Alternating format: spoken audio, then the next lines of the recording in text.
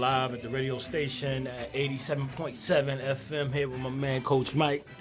Yeah, we about to get it in. Interview This time. the man. So what's going down, baby? That it is so apropos that we interviewed this young man because he has been doing some great things, in the lives of his children.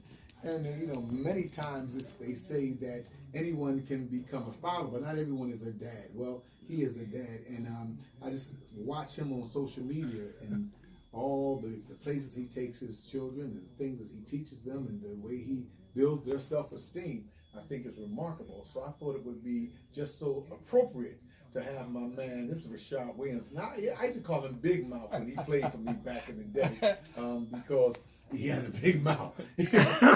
but I backed it up. That's right. He back it up. But, so I still call him Mouth once in a while. So if I slip, that's what it is. But this is Rashad Williams. Rashad, welcome to Spotlight with the Coach.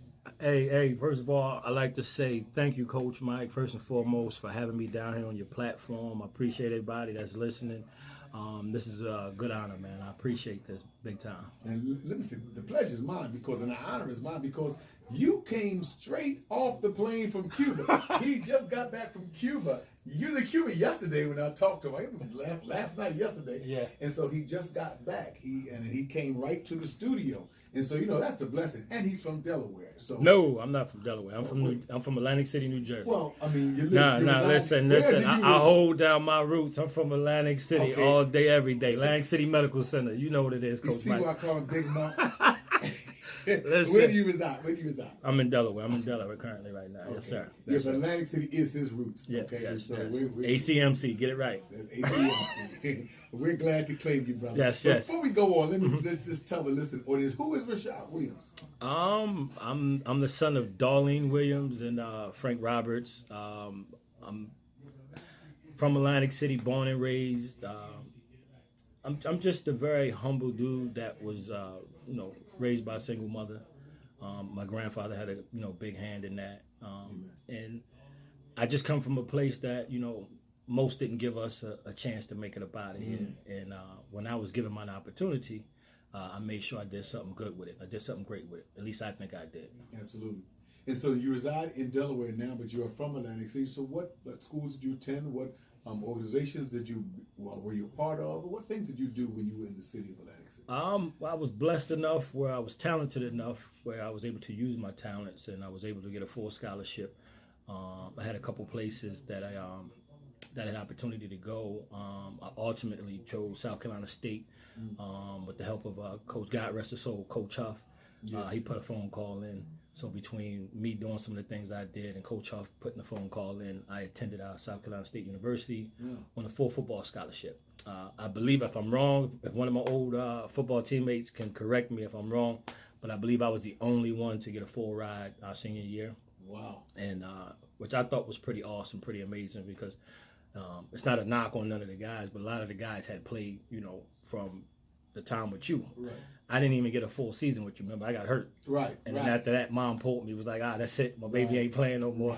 Right. So the next time I was able to play was high school. So it was a blessing because again, not many gave me a chance. So I was blessed to do that. I stayed there for 2 years. Being the first person in my family that would go to college, there were certain things I just didn't know.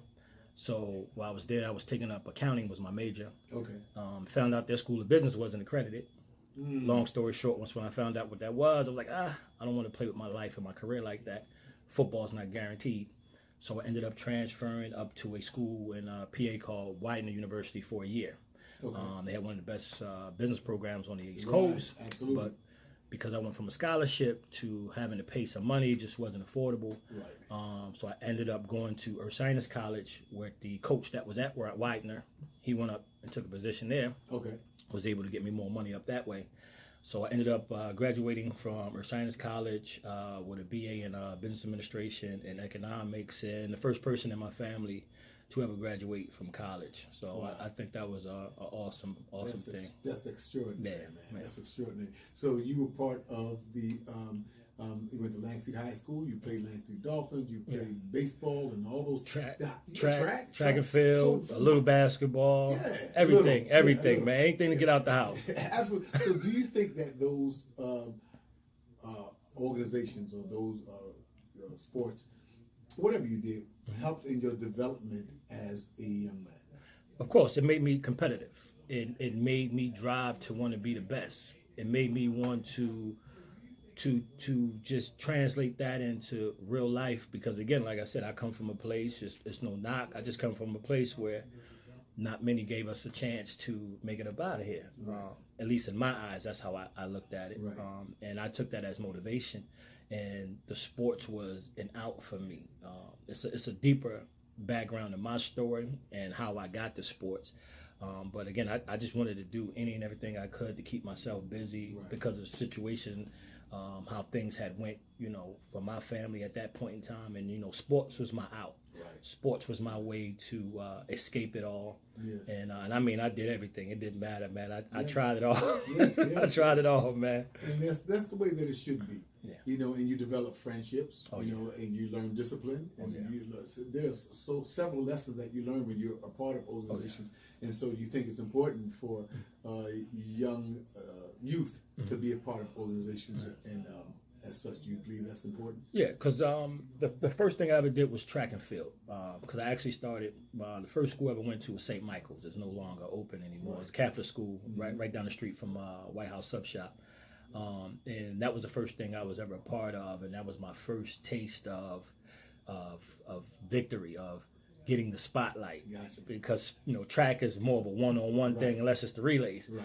So it felt good to win, to see the people cheering. That's a great adrenaline. So that was my high. Like I never was into any drugs or anything like that. My high was I just wanted to go out there, perform, and just have the people screaming and cheering. So that was my high. Well, you always were fast. You always had the burners. Listen, I tried to tell Jarrell that, but he didn't want to listen. I told him I had blazing speed. Yeah. Told him 4.4. That was the fastest I ever ran. My senior year, 4.4 flat to 40.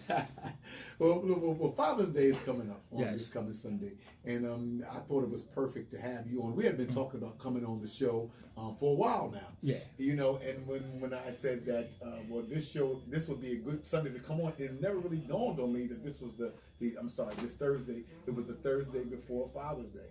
But God's time is always perfect, and I think that it's perfect to have you come on and to talk about fatherhood. Yeah. You're a single father. You're raising two children. Just tell us who your children are and their ages. So my oldest is Rashard Jr. He's the oldest. He's 12. I had him back in 06. My baby girl, Jordan, she's 10. She was born back in 07. She'll be 11 this year. And those are just my pride and joy. I'm not gonna say I was a wild cat, but I was, I was. For the people who don't know me, I was still in my big mouth mode, my old Atlantic City mode.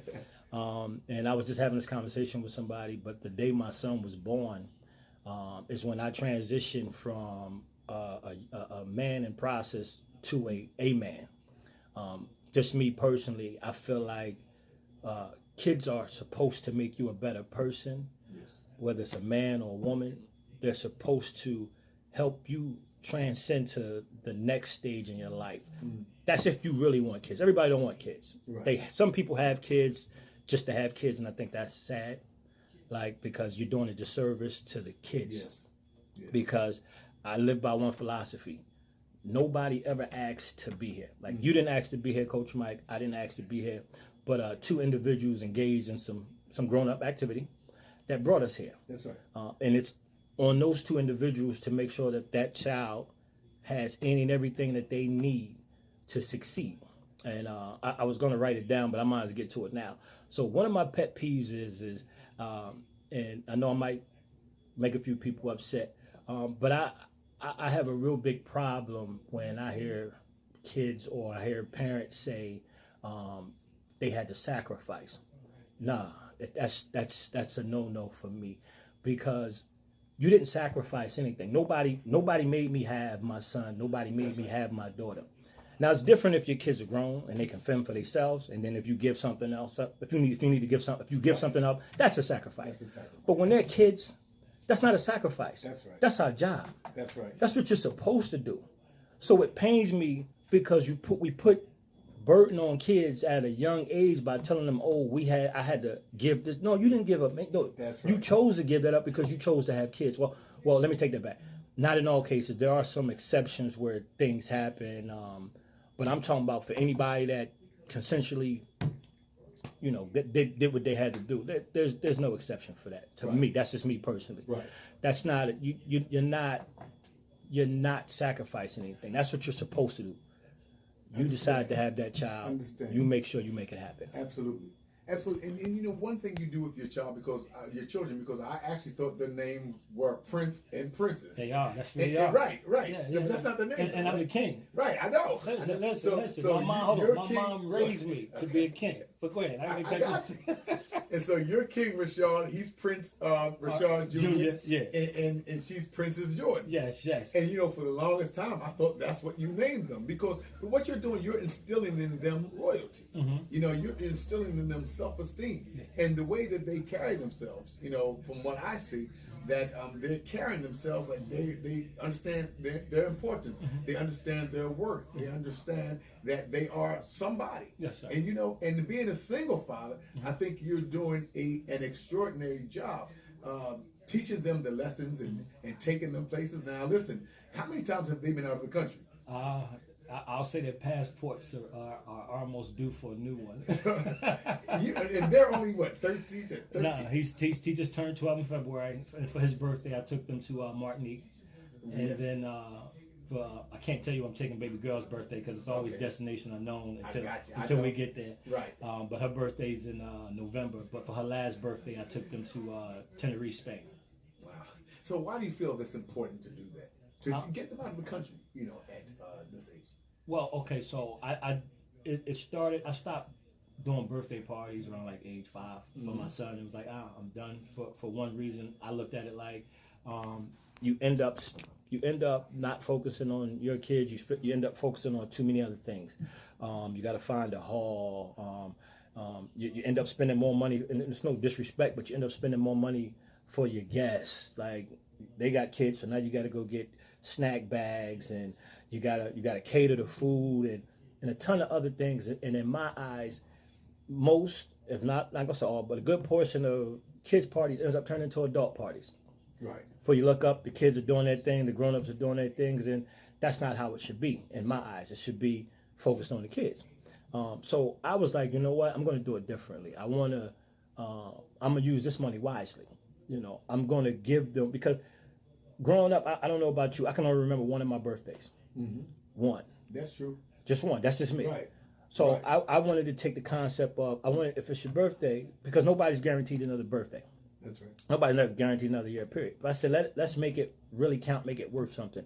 So what I decided to do, I was like, I'm just going to take them somewhere, because it takes care of multiple things. One, it takes care of your birthday. Two, it gives them an experience to see somewhere new, taste, feel, and see a different place in the world. And those are things that they will never forget. Like, again, I can only remember one of my birthdays, but my daughter can tell you that she's been to Spain. My son can tell you he's been to Martinique. They can tell you that they've been to, we've been so many places, that we've been to Jamaica, we've been here, there, Hawaii, all these other different places, because it's hard to forget that. It's different, because it's not you just giving them toys. Like, you can buy a kid a toy all day long. Depending on if they really, really like it, it ends up in a corner. Okay. So I feel like on average you're gonna spend anywhere between $500 or more on a birthday party. Well, you could have took that same $500 to $1,000, and you could have. And I'm not saying everybody's got to do it the way I do it, take them out of the country. Right. But you could have took them somewhere around the United States, showed them something different, gave them an experience, something that they will never forget. Like, you could, everybody goes to Las Vegas. Like, most people don't know, it's Red Rock Canyons over there. I took my kids there one year. Like, they loved it. They was able to climb on the canyon. Just give them something. Give them something to strive for. And the other thing it also does is it instills in them to not just sitting in one spot. Meaning, we both know people that's never left their own city. Some people that have never left their own state. Right.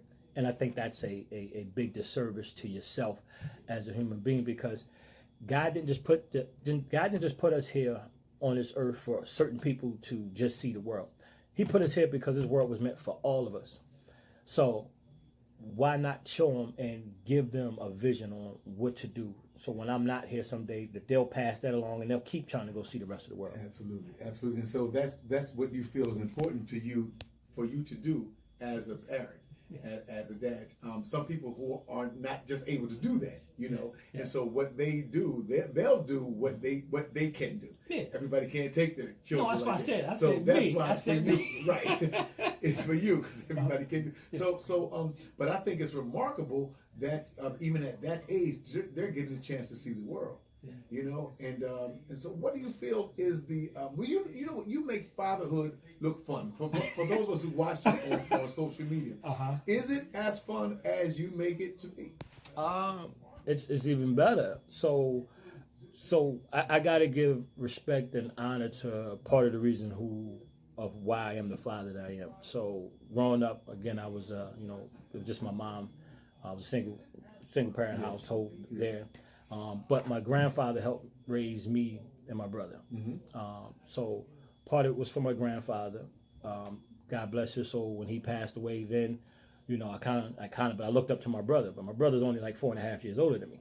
So after my grandfather passed away, we're learning on the fly how to become young men and men on the fly, because we just didn't. I didn't have too many male role models in my inner circle. Right. And then, as I got a little older, I was able to meet, great men like yourself, Coach Huff, Mr. Steele here, and a few other good people. And I know this might turn a couple faces, but one of the key positive people that I looked at growing up was Bill Cosby and from the Cosby Show, Dr. Huxtables. Growing up, I was like, man, if I ever become a dad, I want to be cool like that, because that's what I didn't have. Right. And I know it's TV, but still, it was a positive. Right. It was a positive image.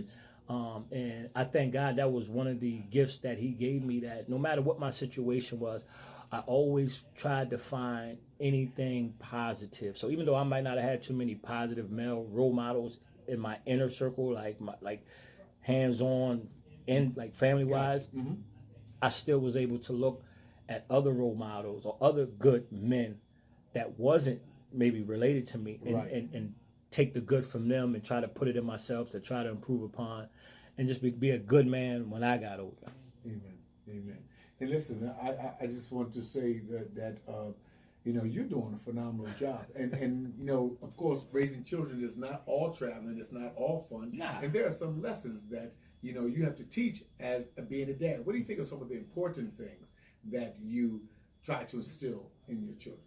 I wish the kids was here. Summer's out, so they on summer break. Next time. Yeah. And I would love, because they can break it down. So one of the key things is so anytime they do so let's go back to so my son's a straight A student. He's never missed the honor roll. My daughter's never missed the honor roll. She's AB honor roll. So the other grandpop always gives them money, or I'll give them money, and I'm like, listen, put your money up. Especially my son, because he always wants to go buy some games, and I'm like, no, put your money up, save it, or they'll see something, they'll want it, and I'll be like, nah, you don't need it. Even though you want it, you don't need it. Like it's not a necessity. Gotcha. So, I'm saying that because when I first started it, they used to think it was just because it was too much money, and I'm like, no, it's not because it's not too much money. It's because you just don't need it. Right. It's a difference between a need and a want. So like we was in, because we don't give out advertisement unless they paying for, but we was in a convenience store, and they had like them little red donation notes, and they were like, Daddy, can we get a bunch of these? And I'm like, for what? I'm like, I'm gonna pay for this, and 3 seconds later it's gonna be missing or in the trash. Like we're not just gonna waste money. Like if you're gonna take your money, invest it. So that's one of the things that's one of my next lessons that I'm going to start working with them on is investing, because I've already done some investing for them, and I still do some investing. So I just want to make sure when I'm gone that they're secure and they'll know how to manage it expand it, or if they decide they don't want to do it, they can sell it, turn it profit, and do something different and invest something totally different. But and that was another conversation I was having with somebody else. I was talking to a gentleman what's the day? Or yesterday. It was yesterday, and he was saying the same thing. He was like, "Man, there was so many bad mistakes I made, with money." I said, "Well, did you have anybody that showed you that, like your dad?" He was like, "Nah." I said, "Well, that's part of the reason why we aren't as far as we should be, because we just never had anybody to show us. And some of the few that we did kind of kept that knowledge to themselves. So I'm not like that. If anything positive I have, I pass it along to my friends, my family. I definitely try to make sure I pass it to one of us, because we'll never be able to get ahead if we don't start doing that. So that's what I've been working on heavy, just, learning the stock market game. I just got back from Guyana the month before, looking at some investing down there. If anybody's listening, it is a great place to go visit. The people are absolutely phenomenal. And yes, and if you go, make sure you check up on the history. They took their country back. Most people don't know that. Like, they kicked the people out and they took their country back. But it's a great place to go. But so part of my travel is pleasure and all that. But the other part is I'm always looking for a good business opportunity or investment opportunity, which we should all be doing, because why would you not? That's the only way you're gonna get ahead. I still got shorts from when I graduated in college, because I'm like, the T-shirt I got on is a $4 T-shirt, but it looked good on me. Like, I don't knock nobody. If everybody's got their own taste. But I'd rather spend my money on things that I can see some residual. I can't see a residual on a $200 belt or a $1,000 pair of shoes, or like, no offense, like, I don't need a real fancy car, because we got I hate to say it, there's people who has a $100,000 car, $7,000 car that's sitting in the garage that they only bring out every once in a while because they don't want to put miles on it. Well, it's a car. Put some miles on it, or go get something that's cheaper. Because you're paying money on it. At least use it. So for me, I'm a frugal person, and I like to spend my money on certain things, which is my kids and travel and investment. That's what I usually spend my money on. Well, that's outstanding. If you're just joining us, we're talking to Rashad Williams Sr., native of Atlantic City, who now resides in Delaware, and I thought it was a great idea to bring him back on Father's Day weekend to talk about fatherhood and how he is raising his children and the things that he feels are important in raising his children. And it's funny you would say that, because you were talking about buying your son something, and you would say it's not that we can't afford it, it's just that you don't need it. There are many that believe that fatherhood, is about sneakers after 3 months. They're out of style, so they want another $200 pair of sneakers and things like that. So what do you think about that? Because a lot of people feel that this is what I'm doing to be the best father I know how, to keep my son or my daughter in the latest styles and the latest fashions and things like that. Okay, so what I think about that is, it's crazy, because I was just talking to somebody about that as well. I was talking to a good buddy of mine, helped him out with his situation with his kid, with his son. But that's a whole nother story. But we was talking about how he's buying shoes, and I said, listen, again, I won't put out no name brands because we don't get paid unless they cut a check. We're not saying no names, but I'm like, you can go here, here, and here. And I said, that's where I normally go. I said, I'll buy the sneakers that are on clearance. Like, my son's 12. From the time the school started to the end of the school year, his foot grew almost 2 feet. So I'm just not spending $200-300 on a pair of sneakers that I know he's not even going to get a year, maybe 2 years out of. I'll go get him. You can still get name brand and So what ends up happening is the new model will come out, and they'll put so he can wear the old ones. Absolutely. They look good on his foot. Period. Point blank. Period. But when it comes to spending money, you can spend money. I never tell nobody what to do with their money, because that's your money. But money doesn't buy happiness, and money doesn't buy your kids respect. And I know people say you don't need your kids respect. You don't. But if they respect you, they'll understand you even more. you can take respect. Some people take respect.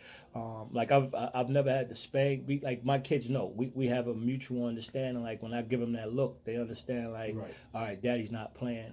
Like I've done it a few times where I've looked and my son will put himself on punishment. Like he'll go upstairs and be like, all right, let me sit up in here for a few hours because I know I messed up. Okay. But the best thing you can ever do with your kids is spend time. Absolutely. Like. I got a good friend named Cosch Micahel, and somebody put up a post like, "Hey man, how come I always see you with your kids?" And I'm like, him, like my kids are my best friend. Right. Like running in the street. And it seems like that. Like Yeah. So at some point my kids are going to be old enough to where they're not going. I can say they're not going to want to hang with me, but they're going to start hanging with their friends. At some point, my son's going to be in high school. Once he's in high school, it's a different world. Right. After high school, he's in college. After college, he's a grown man. So people think like the older your kids get, oh, that'll be my chance to hang out. Well, no, if you didn't spend any time with them when they were as kids, they don't want to spend no time with you as an adult because you don't even know what they like. You don't even understand them as a person. And I know some people are like, oh man, I gotta work, and I understand that. I work too. And I'm not bragging about it, but I'm a single father. I get up, I do what I gotta do to provide for my family, legal. Not illegal, legal. Let me put that out there. And I still find time to spend with my kids, and because it's important. Like people don't realize that. Like I know we all have to live and survive, but I think some people chase money a little too hard. You can get your money. Again, I never tell nobody how to get it or spend it. But if you don't spend that time with your kids, you're doing yourself and you're doing your kids a disservice. Because again, I go back to my original point. Kids never asked to be here. Kids never asked to be here. And if there's any young folks listening on here, it's not cool just to have kids, just to have kids. That's right. Have a game plan when you're going to have kids, meaning have a meaningful job where you can provide not just for yourself, but for a family. Because when you bring kids into this world, that's more bills. It doesn't get cheaper. That's right. It doesn't get cheaper. It doesn't get cheaper. But to me, it's a great cost. It's really not a great cost. It's a great experience. So if you're out there thinking about having kids, don't just have kids to have kids. Make sure you're financially stable. Make sure your living arrangement is stable, because a lot of our people fall behind because they start too soon with kids, and then you never give yourself a chance to get ahead in the first place. But that's just me. That's just me giving out a little piece of advice. Like, again, I know everybody's different, and some people can handle that at a young age. I'm just saying it's not for everybody. But I didn't have my first child till I was 28 because I knew at a young age I wanted to be selfish. Right. If you know you want to be selfish, but don't be selfish and bring kids in this world. Because again, once the kids come here, you're supposed to make it about them. That's it. You had your childhood. If you didn't, it. or you could have finished having your adult childhood, but the moment you decided that you wanted to have a child, or you decided to engage in that activity that brought a child in here, you gave that up. In my personal opinion, you gave that up. Amen. It's about the babies at that point. Amen. If you really love your babies, it's about your babies. Amen. If you're just joining us, we are talking to Rashad Williams Sr., who is a native of Atlantic City. King Rashad. King Rashad. Get it right, baby. King Rashad. Yes, and his children, Prince Jordan and Prince Rashad Jr. You call him RJ? Yeah, RJ. That's his nickname, Rashad Jr. Okay, and RJ. Prince, and let me get it, because you messing up the Go ahead, introduction. man. Go ahead. So you hanging out with King Rashad Taking Williams over my Sr. show. And we talking about my babies, Prince RJ and Princess Jordan, and I'm hanging out here with King Coach Mike right here. Boom, because he's a king. He may not say it, but he's a king taking too. over my show. Hey, this is what I do. Big mouth. You know what it is, Coach Mike. You can't invite me up here and act and expect me to be totally civilized. I don't have my babies with me, so I can act up a little bit right now. I act different when they ain't around. I got you. Well, this is my man. He's grown up in the city, and he's doing some phenomenal things, especially being a single father and the way that he interacts and raises his children. And so, I'm just glad that we could, connect again, and you could come on the show, and being especially that it's Father's Day weekend, and to hear your spiel and what you believe is important as far as being a father is concerned. So, Can I say something? yes, you say. You should. So I'm glad I'm up here for Father's Day, because I want to debunk a myth Okay. about there aren't any good fathers out there. That's right. That was another point I had in my head. Let's get it straight. Yes, there are some bad fathers out there. Black, white, Puerto Rican. In every race, there are bad fathers. Absolutely. But let's get away from the narrative. There are more good black fathers out there than there are bad black fathers. And I think we really need to change the narrative, because the light always gets shined on the bad fathers, but the good fathers never get any love. And we never complain because we don't need it. Absolutely. But we would rather y'all not say nothing than to keep giving the bad fathers all the glory. Because again, either I have a monopoly on good black fathers, or I don't know what's what, because I don't hang around any black man that it doesn't take care of their kids. And they got other black men, so I'm confused about this narrative. Yes, there are some brothers that do not take care of their kids. I'm 100% with you. Mm-hmm. But there are way more of us that do positive for our kids, whether we're in the homes permanently, whether we're single or we're single parents taking care of it, or even if we're not in the home, or even if they're not in the home, but they're still, there are more of us doing the right thing than there are not. I'm sorry, that narrative has to and needs to change. So for any father out there, which I know there are plenty of us out there, I want to say happy Father's Day to you. I know we don't need the accolades, but I salute you. I respect you. I know you out there, and I know you out there doing the right thing, no matter if nobody else on this planet will give you credit. King Shard just gave you credit. I love you. I respect you, black man. Hold your head up. Keep doing what you do. Hold your family down, and don't ever let nobody break that up or tear that apart. Amen. Thank you for those words, bro. Yeah, man. And then there are some out there that said, listen, this didn't come with the manual. I think I should be doing better. What do I need to do to be a better father? What would you say? I didn't have a manual at all. I just told you, I like my grandfather was my father, but at age 8, he passed away. Mm-hmm. So from 8, and at 8, like how much was I really getting in? Well, being that you're doing what you're doing now, what would you just say to them? You gotta it's gotta come natural. You can't force it. You gotta be who you are. And if you don't know, so okay, let me go back. So part of it is you need to have the right individuals around you. So let's go back to the ones that don't. You can't hang around a bunch of dudes, or you can't hang around dudes that don't have their kids or don't take care of their kids, because how are you gonna get advice from them? What kind of advice can you get from them? They're not even taking care of their own responsibilities.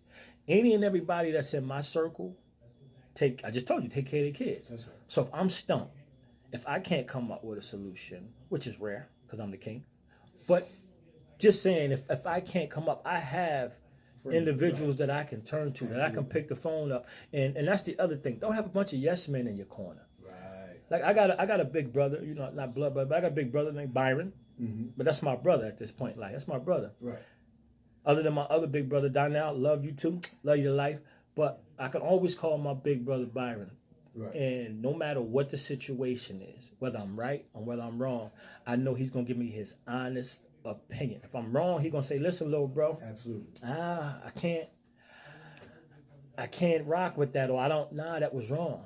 That's what you need. You need, and you got to be a man or woman enough, but as fathers, but you got to be man enough to be able to take that advice and do something positive with it. Right. Or you got to be man enough to even, it's like, we got to get past that macho stage. Not all of us, just the ones that, because again, there's plenty of us good ones, but we got to get past the stage where we feel like, oh, I'm too manly and I can handle it myself. Yeah, I can handle a lot of things. But there's somebody else that probably went through what I went through that I can ask that question, and it can make my situation a whole lot easier. Right. So, like an example, I was telling you about the brother, we were talking about the shoes. So, like, I got custody of my kids, and I thank God for that. I went to court. I put that paperwork in. Amen. So, if any brothers out there listening to this, do not sit back. If you love your kids, man, you fight to the end. You got to let that judge tell you it ain't in your favor no more. You go to God first, but you got to wait. You wait the process out. Don't just say, you take my kids, because I think that's the soft way to go out. I'm just being honest with you. But I fought for mine. I went down. I put the paperwork in because that's how I was raised. My mom always raised me to be a man. But my buddy was having a situation, and he was like, "Ah, man, I ain't gonna put his name out there." Him and his ex was kind of splitting up, and he was like, "Hey, man, I'm gonna just let her take him." I said, "Nah, man, ain't how it's supposed to be. You love your little man." I said, "You see how when you come around, his eyes light up. He's excited. So why would you let him move to a whole nother state?" I said, "A judge would have to tell me he can move to a different state. And if that judge tells me he can move to a different state, I'll leave my house, I'll leave my job. That next day, I'm going to the same spot that my kids is at, because wherever my kids is at, I'm gonna be at. I'm sorry, it is what it is." Wow. It is what it is, Coach Mike. Listen, my kids is my all, my everything. Amen. Amen. Everybody's not blessed to have kids. Amen. I was one of the chosen few on this earth that God blessed. I could have kids. I love my kids to life, man. Amen. The greatest gift God ever gave me was my kids. Amen. Other than my life, because if I'm not here, I can't have my kids. But that's the greatest gift He ever gave me was my kids. That's my heart. That's my soul. Amen.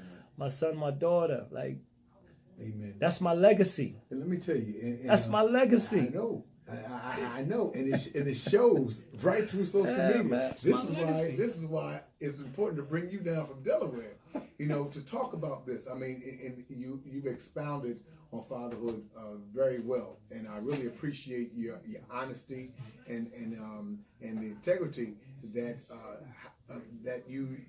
you show raising your kids, and how you are letting them know how important they are, and that how important they are in your life. Because as you said, they didn't ask to be here, and so being that they are here, you're going to show them the best that you can show them while they're here. And I thank you so much for coming in. And final words. Yes, sir. Got any final words? Oh, final words. Well, first of all, like I said, happy Father's Day to everybody out there that's out there taking care of your kids, that's taking care of your family. You deserve it. No shouts out to any of these companies, because I haven't seen a Father's Day commercial yet. I'm sick of this.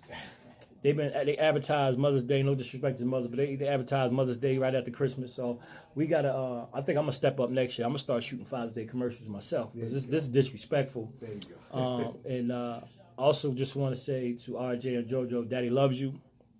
You my heart, you my soul. You guys are gonna do awesome and great things. And I'm thankful that I'm y'all dad. Like, that God chose y'all.